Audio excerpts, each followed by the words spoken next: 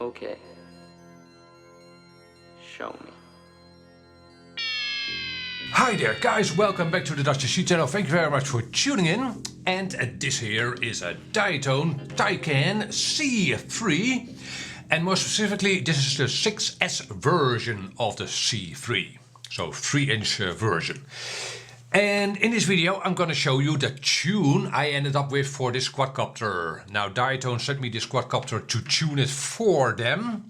So I assume actually that future Taycans will be outfitted with at least partially my tune. However, why not make a video so you can benefit from it, and maybe you have a previous, maybe you've already have one that's already been produced and that didn't come with a proper tune. Right, so in that case you can use the tune I'll be showing you in this video. Yeah, so specifically for the 6S version I'll have a separate video for the 4S version, and the tunes are different, definitely. All kinds. There are settings that are different on the 6S version rather than the 4S version. So again, this video only about the 6S version of the Taycan. And it will involve upgrading the firmware on your 4-in-1 ESC and the flight controller. I always try to avoid that when showing you tunes to make things easier, right? It's easier to just change settings. However, these quadcopters require you to update the firmware on the 4-in-1 ESC at least. And also the quadcopter will fly better on an updated Betaflight. So yeah, there was no getting around to upgrading the firmware on both of the flight controller and the 4-in-1 ESC. Yeah. So what more can I tell you? Yeah, stock propellers. I tuned the quadcopter with stock Gemfan propellers. And I flew it on an 1100 milliamp hour 6S, and most of the time with this GoPro Hero 7. What? GoPro Hero 8, sorry. Yeah, so a full-on action camera. That's what my tune is for. And you can use slightly bigger cameras or slightly bigger lipos. Maybe you'll have to change the tune a little. However, my tune will be a far better start-off point than the stock setup. There. First thing we'll do is update the firmware on the 4-in-1 ESC. Let's go. Okay, the firmware I've gone with is the Jazz Maverick 4-in-1 ESC firmware. And this is obviously for BL Heli S ESCs. I've gone with this firmware, and specifically the 48 kHz version of the 16.77, because it's both stable and this version will keep your motors cool. Also, it will make your quadcopter fly better. Maybe that's the first reason for picking this firmware. But you actually picked the 48 kHz version to keep your motors cool. And there's another thing to that, which I'll show you in a second. Also, I won't be showing you how to flash firmware onto your 4-in-1 ESC or your flight controller. There are, for instance, articles from Oscar Liang about that. Go look it up. Flash firmware on 4-in-1 ESC. You'll find lots of articles, or search for Jazz Maverick ESC firmware, and again there will be web pages and videos about how to flash firmware onto your 4-in-1 ESC, and the same goes for Betaflight obviously. So let me see again, the 48 kHz version, and then hex file 16.77. And from this page, I'll leave a link to this page in the description down below, so you won't have to look for it. Then on this page you need to look for the file C_H_40_48, and then, well, you'll automatically end up at revision 16.77, because this entire page is about that version. So yeah, also the name of the file will be in the description down below, so you can't pick the wrong one. And yeah, definitely make sure that you pick the right firmware version, otherwise things won't work out very well. Then let me see, after flashing my 4-in-1 ESCs, things should look like this. As you can see, all my ESCs have version 16.77 to them. Also C-H-40. Let me see. You can't see in this screen in the BLHeli configurator what kilohertz version you picked, regrettably. But yeah, so definitely again make sure you pick the right version. And the other change I've made in this screen is the startup power on your top left. 0.38. I think the stock value is 0.50 or close to 0.50. I've lowered that, and that'll help to keep your motors cool a little bit more.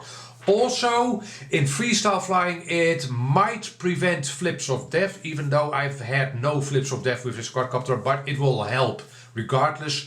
And this quadcopter definitely also doesn't need that startup power to be 0.5 or 0.50.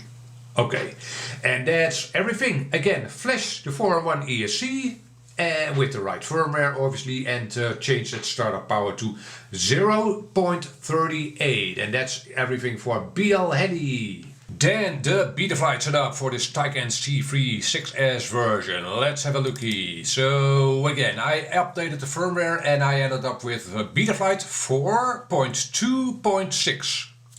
which is at the time I'm shooting this video the latest version of Betaflight. And what you see here is my port step. Now I have the analog version. The tune setup will work for the digital version, however the ports setup will be different on the digital version. Always make screen prints of all the Betaflight tabs before you start the upgrade process, before you flash a new version onto the quadcopter. And so make screen prints of the port step, the configuration, power, PID tune, receiver, etc, etc. And I'll also make a CLI dump always. Basically I make a CLI dump just as I get the quadcopter in. Okay, so this again is my port step, analog version. I have my receiver on UART1, it's an S-Bus receiver, stock setup. Then I have the VTX, the video transmitter, on UART3 and completely stock. The quadcopters do not have ESC telemetry, so there's no sensor inputs on the screen. Then the configuration tab. Let me see, I've changed a couple of things here. I've changed the ESC motor protocol to DShot 300. I think the stock setting was DShot 600. That's definitely not needed for quadcopters like this. And with RPM filtering, your processor will need all the help it can get. Or in other words, you want the processor load to be as low as possible. So again, DShot 300, quadcopters like these cinematic whoops don't need DShot 600. Bidirectional DShot is enabled. Probably, I'm not sure if it was enabled stock, probably not. Anyway, enable that, then set the motor poles to 12. Don't forget to set the motor poles to 12. And I've updated the motor idle throttle to 7, pretty high, but yeah, that's what the quadcopter needed, at least mine. And try it, it won't hurt, if you will. Then I've set the PID loop frequency to 4. I'm not sure what the stock setting was, but that's what I ended up with, and it doesn't need to be more for this quadcopter. Also over here you can see that my soft serial is still on. It should be switched off. Yeah, it won't do anything in this quadcopter, so yeah, it's a wasted processor time. Switch it off. And that's everything for the configuration tab. Then the PID tune. I always try to stick with the sliders as long as I can. It makes it easier for you to copy my tune. So here are the slider values. The master manipulator is set to 1, PID balance 0.8, PID gain 1.1, and the stick response gain to 0.9. Yeah, so if you've followed along with my tune for the 4S version, you can see that there are definitely differences here. Then the feed-forward transition is set to 0.4 and the VBAT PID compensation is switched off. I haven't found that to be needed for the 6S version. If you have the 4S version, you will want to switch on the VBAT PID compensation on. For the 4S version will have a more gradual voltage drop near the end, so you'll have to compensate that, or have to. It'll make sense to compensate that where you're switching VBAT PID compensation on. Then my rates are pretty high typically, and these rates are kinda too high for a cinematic quadcopter. I flew my quadcopter, this Taycan, kinda freestyle-y, but still, even for me these are my stock rates and they were kinda too high. I'd say just leave them at the Betaflight stock values and see where you end up with, what your preference is. Do enter some expo. I flew on the quadcopter with 0.35 expo. That's a reasonable start-off point, I think. So that's the rate settings. Then here are the filter sliders, and the stock setup for this quadcopter was pretty conservative. So these sliders were further to the left. I've ended up with both the gyro filter manipulator and the D-term filter manipulator at 1.1. So yeah, that was the same on the 4S version and on the 6S version, and I think that makes sense. Kinda almost the same motor, same propeller, same frame. So yeah, again, I think that makes sense. And that is basically it. I hope this video helps you out, and I'll leave you with some flight footage. I think it was this is a cinematic run. I was basically just trying to capture a run through a park. It was pretty cold, so it's not a brilliant video, but you can definitely see that the quadcopter flies very, very smoothly, and this video was captured with the GoPro Hero 8. You tell me in the comment section below what you think of the tune. I think it works out very well, and I must add that I'll include that in my review of these two quadcopters. The 6S version was somehow easier to tune. Probably the power to weight ratio was a little bit better, or maybe my 6S batteries were better. I'm not completely sure. Hard to say, but somehow the 6S version ended up being easier to tune. Closer to the stock Betaflight setup. So that leads me to believe that the power to weight ratio was better.